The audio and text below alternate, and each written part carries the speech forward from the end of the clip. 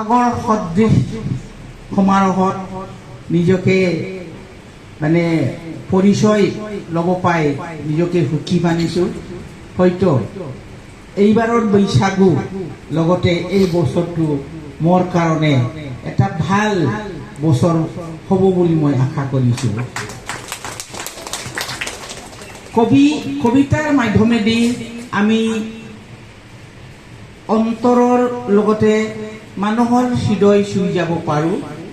কবি এজনে মানুহক বেয়াকৈ গালি দিলেও, আজি মই কবিতা আবৃত্তিটো শুনিছোঁ, বেয়াকৈ গালি দিলেও গাত নালাগে, কিন্তু সঁচা কথাবিলাক লিপিবদ্ধ আকাৰত ৰৈ যায় আৰু সেয়াই আমাৰ কাৰণে জীৱনৰ সকলোৰ কাৰণে এটা পথ হিচাপে উন্মোচিত হৈ থাকে।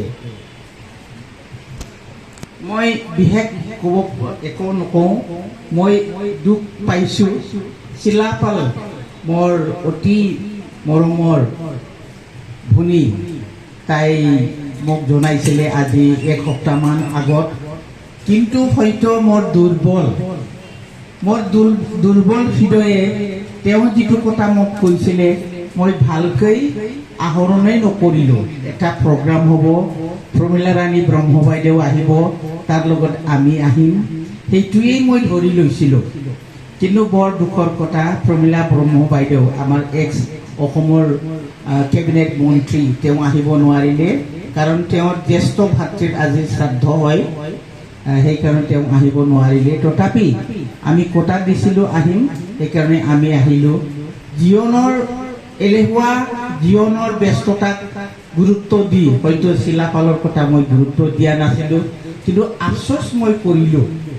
মই যদিও কবি নহওঁ, মই কবিতা ভাল পাওঁ। হয়তো কবিৰ ভাষাৰে ভাবিছোঁ মনতে, ফুলনিত ফুলি থকা ফুলবিলাক গুঠলি যেনেকৈ মালা গুঠা হয়, মই আগতে গুৰুত্ব দিয়া হ'লে টুটি পুটি জোৰা গোটা দি নিশ্চয় মই এখনি কবিতা ৰচি আনিব পাৰিলোহেঁতেন।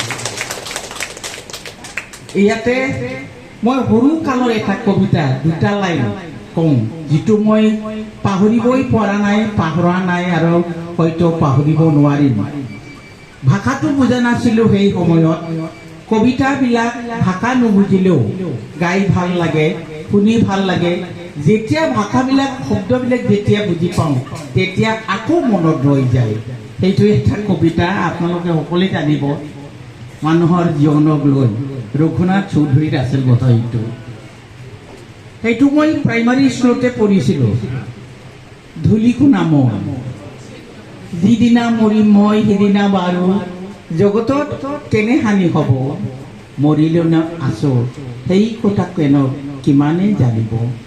মই মৰিলেও দিন গ'লে ৰাতি হ'ব, জন বিলি ওলায়ে থাকিব। ধন্যবাদ দেই সকলোলৈ।